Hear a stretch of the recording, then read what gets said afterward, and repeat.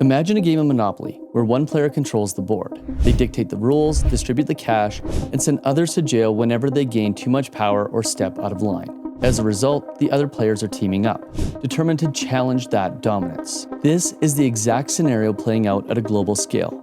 And it's why Putin and China are waging war on the US dollar monopoly. In today's video, we're breaking down how these two major powers are fighting to weaken the dollar's supremacy, why it's happening, and how it could reshape the global economy.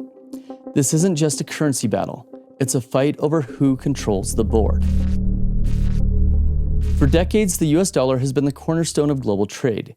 It's been the world's reserve currency, akin to not only holding boardwalk, but also being the banker in the game of Monopoly. But something changed when Russia invaded Ukraine. The US and its allies responded with heavy sanctions, essentially sending Russia to financial jail. Russia was cut off from the global financial system, unable to access dollars or conduct international trade as it had before. This move, locking Russia out of the game, sent a shockwave across the board.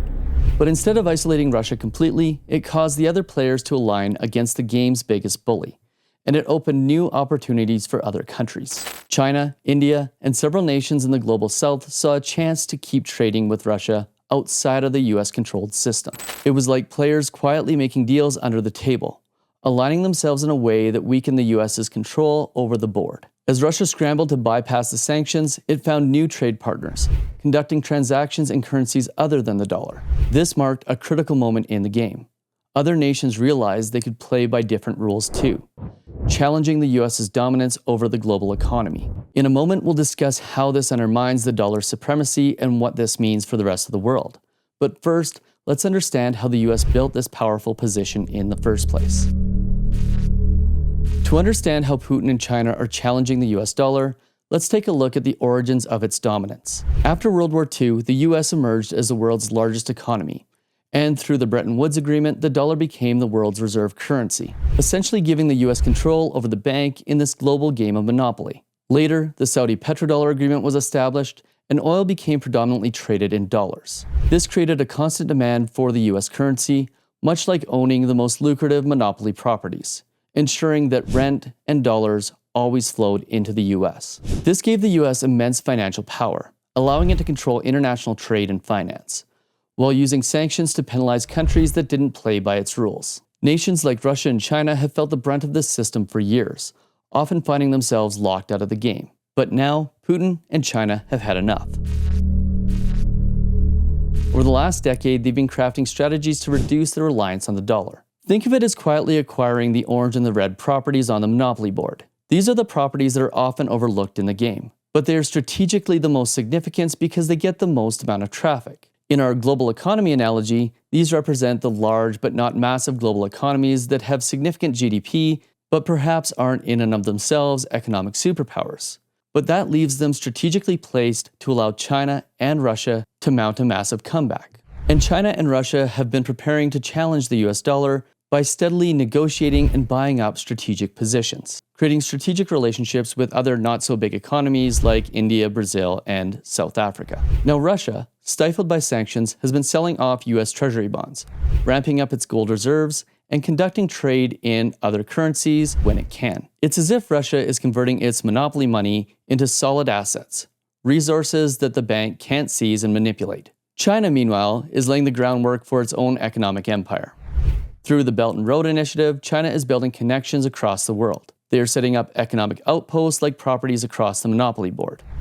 And mBridge, the cross-border digital currency, that's the BRICS way of bypassing the traditional US dollar banking system entirely. Imagine if BRICS nations could print their own currency, exchange it with other players, and completely ignore the bank's rules, or in this case, the rules of the United States financial system.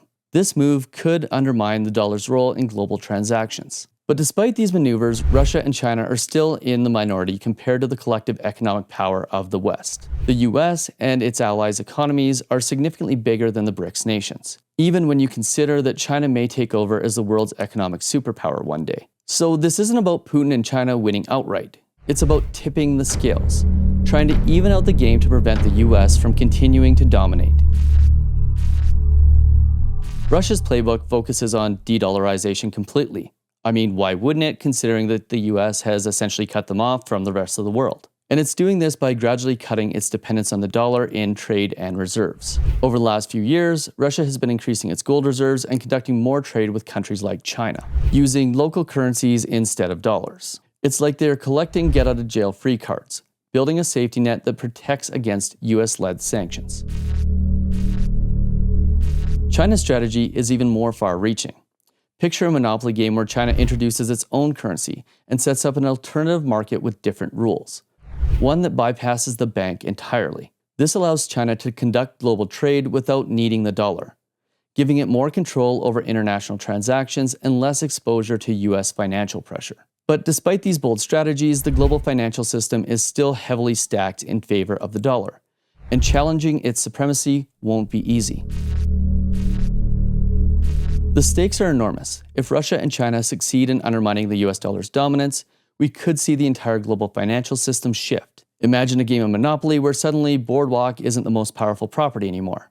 Countries could trade using alternative currencies, weakening the dollar's role and reducing the US's ability to control the game. But this isn't just a battle of currencies. It's a geopolitical struggle, and the US won't let go of its influence without a fight. Sanctions, trade wars, and diplomatic pressures are all part of the US's strategy to maintain its control. But for Putin and China, this war on the dollar isn't just about finances. It's about gaining sovereignty, economic freedom, and reasserting their place on the global stage. But like any bold move in Monopoly, Putin and China's strategies come with massive risks. Moving away from the dollar could destabilize their own economies, create trade disruptions, especially for China, who has a massive trade relationship with the United States, and lead to currency crises. Each step they take is like drawing a chance card. They could advance to go, and they could collect $200, or they could end up in financial jail, still stuck in a system dominated by the US. Other countries are also watching closely.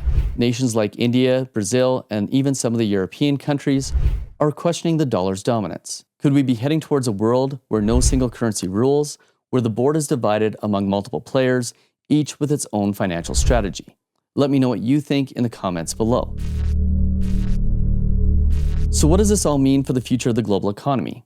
If the US dollar loses its status as the world's reserve currency, the global financial system could be thrown into uncertainty. Trade could be more complex, with multiple currencies competing for dominance, much like playing a game of Monopoly with new rules and different currencies on each square. The US could face inflation as demand for dollars drop, while emerging economies might find new opportunities to grow. However, this fragmentation could also lead to more volatility. Competing currencies and financial systems could create confusion in global trade, making it harder for smaller countries to navigate the game. The challenge is not just for Russia and China, it's for everyone playing this global economic board game. It's clear that the war on the US dollar is only heating up. Putin and China aren't just trying to win, they're trying to change the entire system. But with every move comes a new risk. Will they succeed in creating a more balanced financial world, or will their efforts lead to greater instability in the global economy? This global game of Monopoly could take decades to play out. But what's clear is that the US role as the global economic superpower is no longer clad in stone. And there is a chance that in my lifetime or yours, we could see the US dethroned and another superpower rise to the top. And by the way, if you want to know what happens right before a superpower fails, make sure you check out this video right here.